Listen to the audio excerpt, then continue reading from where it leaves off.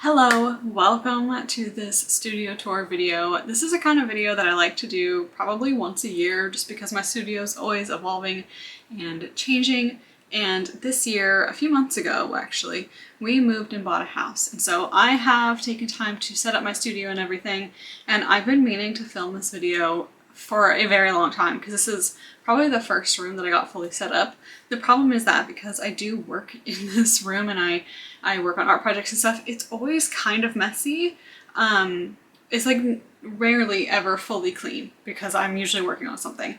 And I decided, you know what, that's just how it's gonna be. I was waiting for a time when this room was completely clean to film, but I don't know if that's ever gonna happen. So I figure why not film it and you can see what it actually looks like. So let's get started.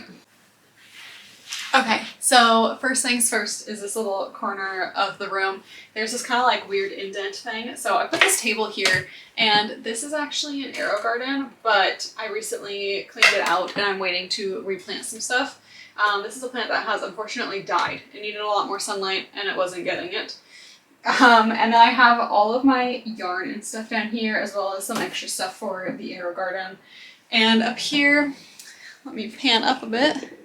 Up here, I just kind of have some stuff on display. I have some like dried herbs, some dried roses from bouquets that Thomas has gotten me, a little Polaroid camera, some like art that I've done, a plant, and this was actually the hand fasting cloth that we used when we got married in Scotland. So that's pretty special to me.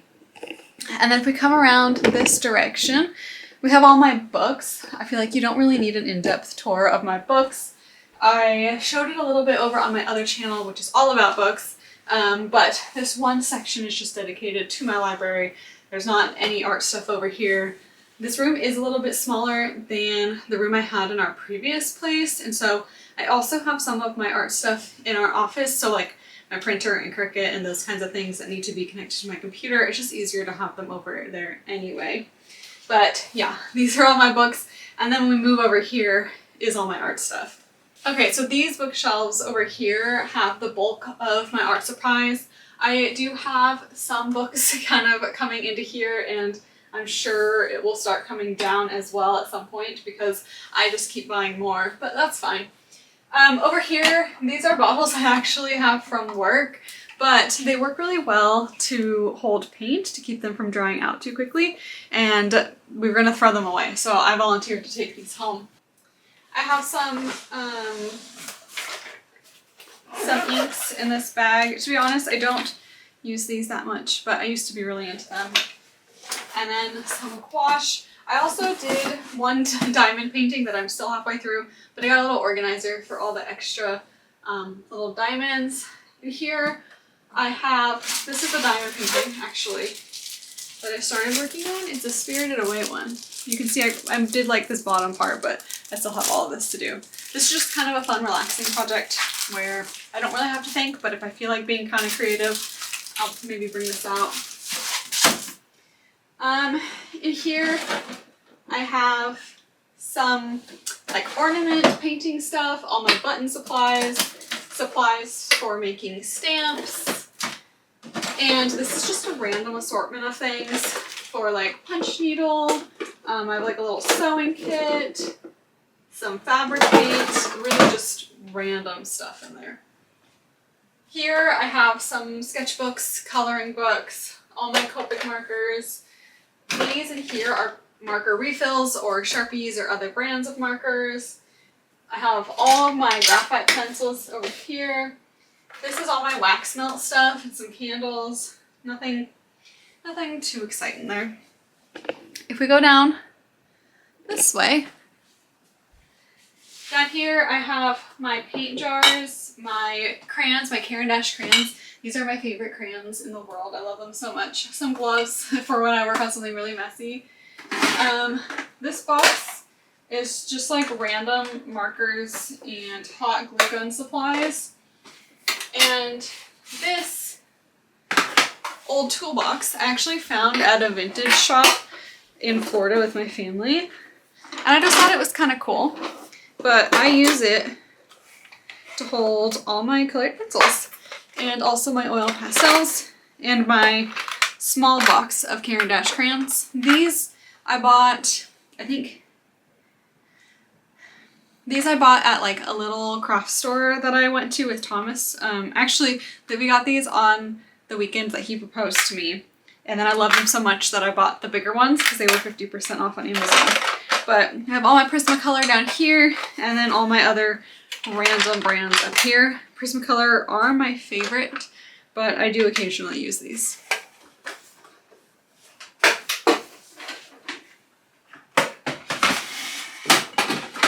In here, this is just stock for my Etsy shop or for craft fairs. It has tote bags and desk mats. And here I have this big box that I keep a lot of my artworks in, especially the bigger ones that don't fit anywhere else. And this is just spare paper for stickers or heat press and just like random scraps of things that I feel like I could maybe use later. Will I? I don't know, but I could. And then I also have some like paints and some paint medium in here, as well as like gesso and spray, setting spray stuff. To be honest, I don't remember what I have in these little bags. Oh, just pens. Like legit office pens, random pens. I do try to go through these about once a year and just throw away any that don't work anymore. But I have these on here. Sometimes I like to sketch with these, but it just depends. And then down here, more books. So over here, this is really all my shipping stuff. So I've got boxes for bigger things. I've got these bubble mailers, these just like cardboard flat mailers, and then these bubble mailers. I was using craft bubble mailers before, but I found these ones and I thought they were really cute. Like I just like the color. And then also seals on this end, which I feel like is kind of unique.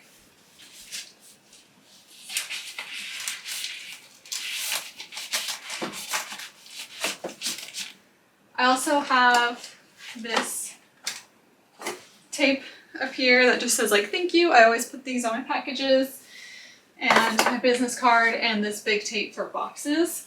I also try to reuse and recycle when I can. So if I get something packed to me that has bubble wrap or something, I'll throw the bubble wrap in here and try to reuse it if someone orders something, just so I can be, you know, a little more environmentally friendly.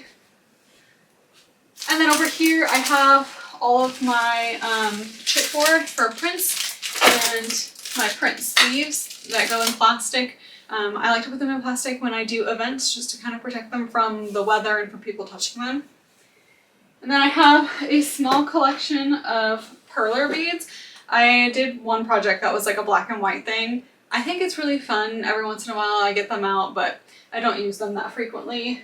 This is more shipping stuff. So I have a scale and a printer so that I can weigh and print all my own labels so I don't have to buy them at the post office, which is really convenient to be able to just run to the post office and drop it off instead of having to wait in line. I do buy my printing labels off of Etsy when I get Etsy orders. I don't actually know if it's any cheaper than buying them at the post office. Supposedly it is. I feel like it's actually not, but it's more of a convenience thing, to be honest. And then here I have my sticker and magnet displays that I use at my events. I also have them set up here just for ease of use when I have orders so I can easily find them. And then here I have this box which has little boxes in it. So it's like this, and each one has something in it. So I have my keychains, my bookmarks, my washi tapes, ornaments, and then I have one that just has, doesn't want to come out, that just has stickers and prints that I bought from other artists that I haven't put up anywhere. And then I have this thing down here which has my pins, my lanyards, and just some other random display stuff that I needed a place for. And then down here, this is all of my craft fair display stuff. I try to keep all of it in this box because this box always goes with me everywhere. And then I have my iPad, my extra iPad that I use only for craft fairs at this point. Signs, containers, things like that. I have my buttons here because I don't sell those on Etsy. I don't sell anything that could have a copyright issue, so none of my fan art or anything will ever be on my Etsy. If you want to buy that stuff from me, you're gonna have to come to an event that I'm in. Or know me personally and come to my house. I have had that happen. I also have these, which are really helpful for organizing stickers and magnets or small prints, whatever. I love putting my stickers and things in these when I go to events because I feel like it protects them and keeps them safe. It is kind of annoying to have to put them in these and then put them back in the display when I get home or when I get to an event, but it's what works for me right now and with the amount of space that I currently have. Okay, so over in this corner, it's just kind of chaos, but this right here has my prints, so all the prints that I sell. I have ones that I've printed that I haven't packaged in sleeves yet, and then ones that are fully ready to go. And then here I have just random materials. So this is a sign that I use at craft fairs. I have a bunch of sketchbooks. That are not complete. I have several that are complete. I have some of this, like, I can't remember what it's called, like PVA foam that I used for cosplay once, and so I just hold on to it in case I want to use it for something. I have a few canvases that are, some are complete, some are not. I have this giant like folder to put art in, and then just some accessories for my ring light, and then this big thing here is actually a light box to take product photos with, and that is actually a really helpful investment. This right here is a stand for this thing that I use at events. It's just a foam board, but this is very convenient because it just slides right into there. I have had issues with it kind of like falling over if it's too windy, but what I've managed to do is just tape it to my canopy and I'm fine. And it works so much better than an easel. Okay, so next we have my desk, which is a mess. And this was kind of what I was referring to when I said I kind of wanted a clean room to show you guys, but we're not doing that. So I have my washi tapes here. I use these sometimes for packing orders and other times just to kind of have something to put down on paper so I can prevent paint from bleeding. This is a sketchbook that I was working in before filming this video. I have some paints out, my paintbrushes. Normally these go on a pegboard on a wall over there, which I'll show you all next. I also always have this little, I don't know why this paintbrush is, this little container, which is actually broken, which is really sad. But I always have it full of pens. This actually was from a friend's wedding. She was giving away these little pots with some seeds, and I thought it was such a cute idea that I obviously had to grab one, but then I accidentally dropped it when we got home and it cracked. So I don't know where this piece went, but I managed to glue it all together, and now I just use it for pens and stuff because I feel like if I put soil and water in, it would be leaking. So it just decorates my desk, really. There's nothing else special about my desk, but this is where I create most of what I create. Okay, last but certainly not least is this corner wall. This is my big easel. This is where I do normally bigger paintings and things. And this is the pegboard where I normally have like my paints and paintbrushes, but when I'm using them, I put them on my desk. So I have some like paint dots up here, some little, whatever these are called. I don't know why I can't think of the name for it. And then I have all these paints just kind of hanging just for ease of use and so that they're visible to me. Because sometimes if I don't see something out, I'll forget that I have it. So that just makes it easy for me. And then over here we have my heat press. I've used this a few times to make shirts for like friends and stuff. My husband had a bachelor party for a friend and he wanted them all to have matching tank tops with the groom's face on them.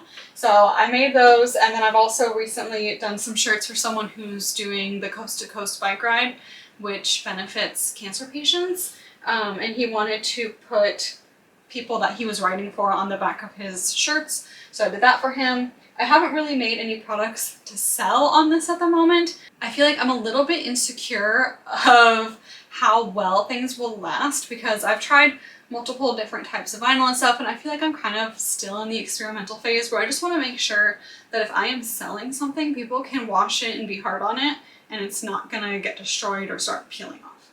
So this is something I use mostly for fun, not so much from like a business aspect. And then under here, more random stuff. I have a bag right here that has a lot of my camera accessories, and then I have a bunch of extra shirts. I sometimes will go thrifting to buy shirts so that I just have cheap ones to experiment on, because I don't want to buy shirts at full price, just so that I can maybe accidentally ruin them. I'm also really proud of this pothos.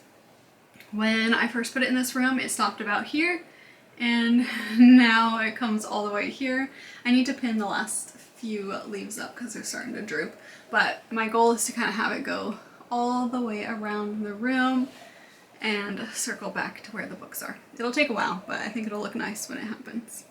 Anyway, that is my messy art studio tour. Let me know if you have any questions or if there's anything you'd like to know about my setup or any supplies that I use. I'd love to answer them down below. I will see you all in the next one. Bye!